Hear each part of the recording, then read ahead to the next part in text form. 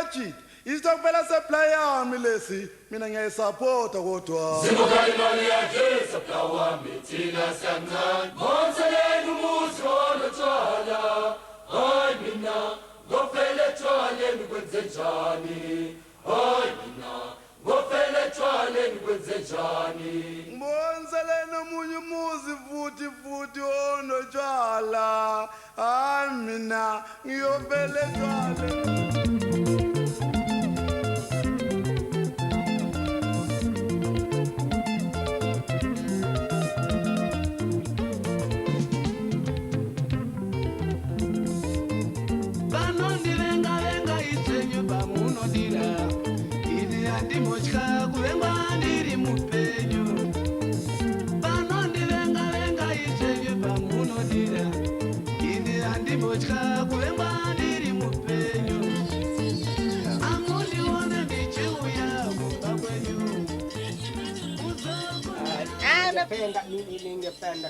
Karibu sana wewe rafiki.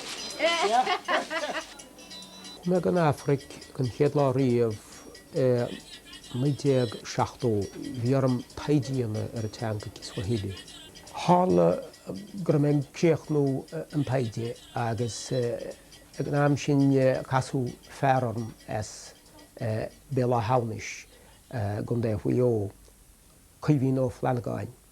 Chur sé céistarm cim fáin ar a gaigam agus dúirt mé bhfuil ní ábhar ceartam le gohfuil meáin gaige agus thug sé leabhar buntús caint com agus tasa mé fóm gaige ag an am sin breis tíocha bliain nach in Nairobi na Kenya. Bhí mé ar meallach réis ón Afraig, bhfuil meisteach ag muinte lárin, cha mé chuig lán 1972 agus níra ach couple foc gaigam ag an am mar bhí mé fógam fós. Níra deisam hiocht ar éis go háirin go ceann sé bliana déag in dhé sin láir mé le cholagan an Gaeilge an darbáta. Agus sin couple bliana dhé sin has mé ar a taide lárin 19 agus waisir amach cha mé beagnach gach saora in áirin measc muintir agus measc mo cháirte. Dánainn T. Gilbert bhearn chuirce le mo cháirid Stefan Ó Direáin.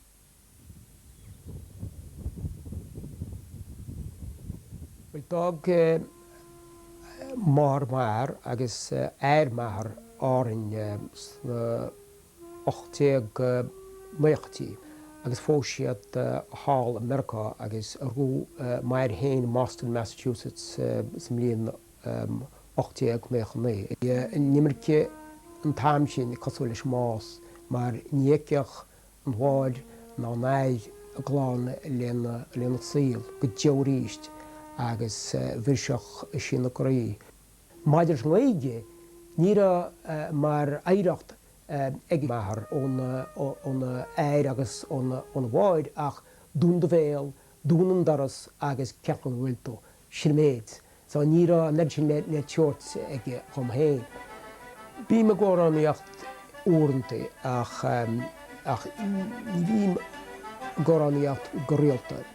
A go mbeidh measc muintir lárin agus a meach úcáideán meach couple duine ggólín ar bhain páirteach.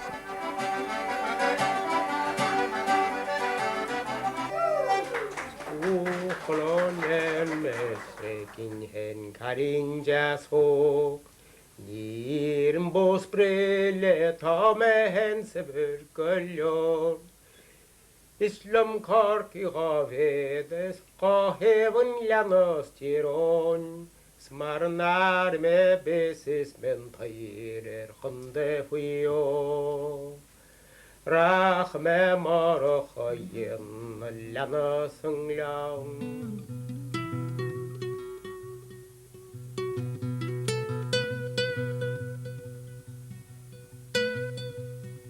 Adicatulio mahorcharu, adicatulio mashul, adicatulio mahorcharu, a vado do valley, a vado do winter, abraga ducatulium, na habernach ducatu on, Is ora horocha ora horocha horocha rua.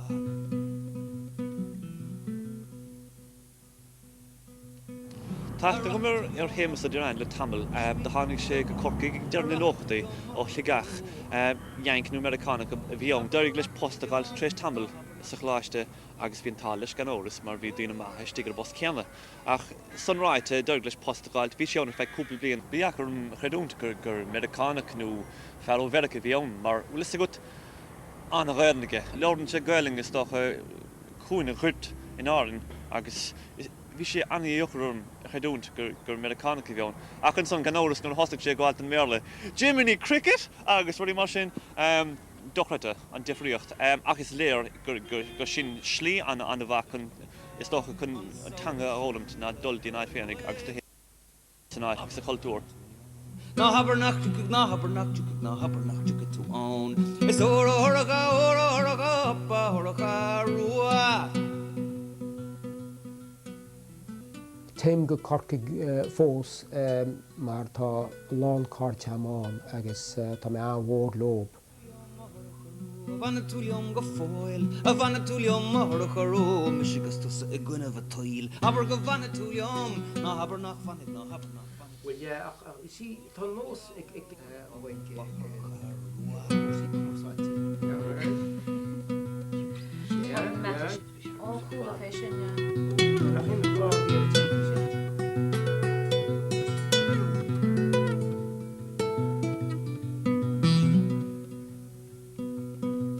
Car imatuim horocha car imatuim liatain, mar a ville to home horocha kati an the mishilium hain. Aber go ville to home, na habernach ville to own. It's ora horocha hop a horocha rua.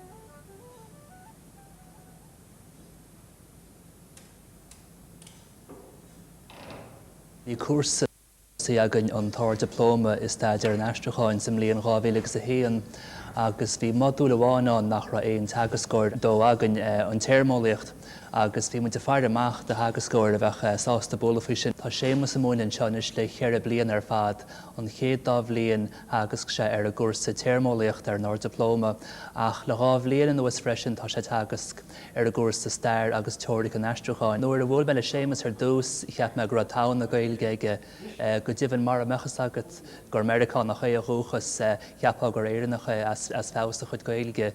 Dólam sé gailge a bhaintear a héin detar a gailge áran go pátinta agus cheapann gur chuir se an iireachta go deoirsteachan sin. Is minic ráitilumm na micléinn sa rang ní higann siad a gceart gur Americánacha go dtí go doscinn sé beidir leabhart méle go mechar sleacht as leabharléamh agus banin sé siar as tabscáití go glosin siad béle bhrá California a rud nach chuil techt a ríide leis an gailge bhrátá go gailge áran. Chun sé gáirí iad nuair a chluisin siad mé labhart as béadla ach gáirid na canúntí. Bhartá leat this, it really gets them laughing. Tháinig na teangacha tá am cean ní chéile mar dérá agus tá na 7 deangacha am ag an am se ach has mé fóm Spáinse nuair bhí mé smiánscail agus has mé ar a teangas Swahili go gaiiridirní sin. An sin has mé a fólam beagán Gearmánis agus beagán Frankise le taidíana ar chósaí na Hafrica mar bhí an sin ábhaide scríbta in Gearmánis agus Frankis. Chum mé le gailge na Halpon le óránaíocht an gáalaigh a dhéanana gceart agus i ddeirthíar hall a chur mé spéis sa Litváis.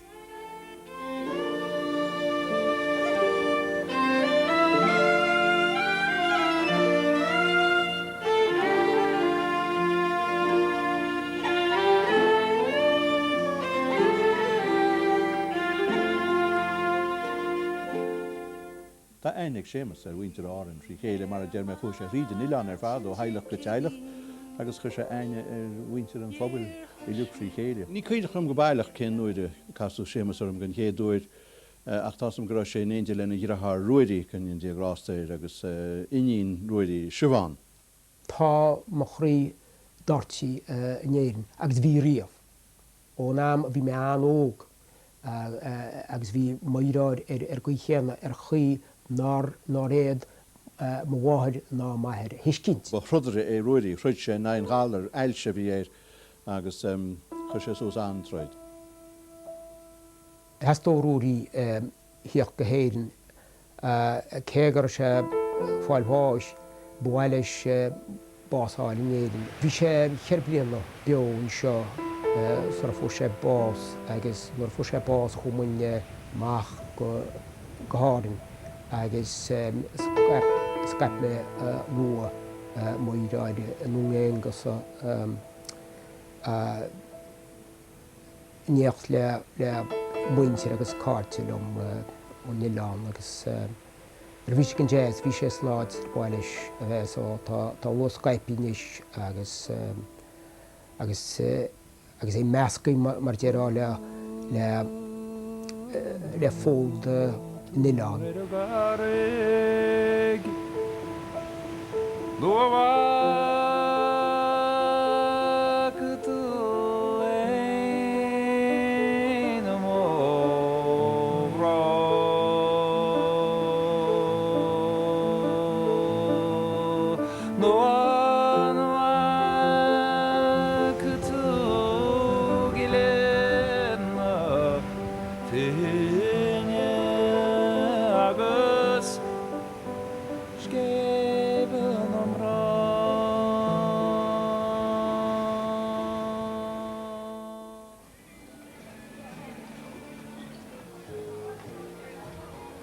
Níorann gur fear spridálta me ach bhfuil me béidir persógach mar a déadach daoine áireann. Tá chuideamh láidirám ní agus daldé agus feicim I gcónaí maidir le cuasaín taíl multidé med. Tá lán feiciam ó bhí me mnaíán.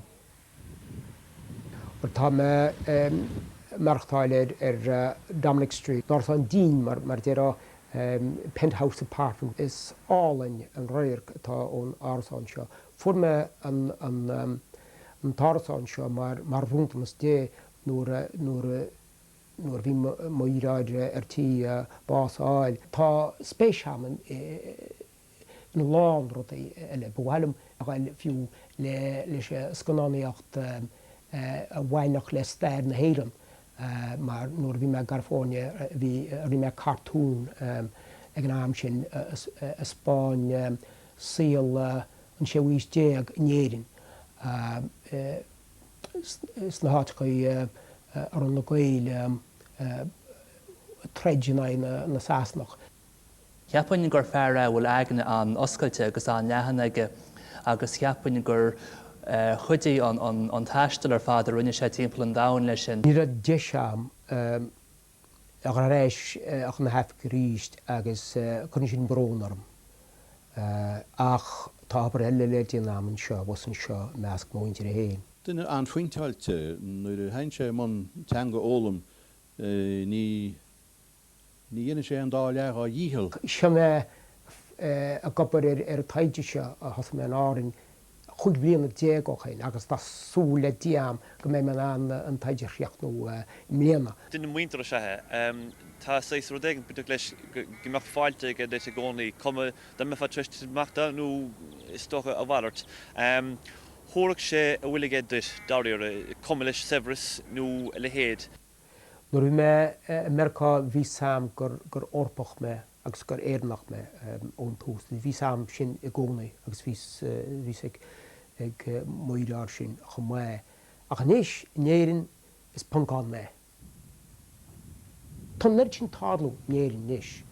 Agus bhailim idir bheith páirteach ach go háirid I gcósaín gaige I gcósaín chaltúir chumá. Ní sam ón spéir nuas céad dhéanas me chuil bhíonna ón lá seo. Más beag me fiú Another generation, a new worldview, interpretation, a train of thought.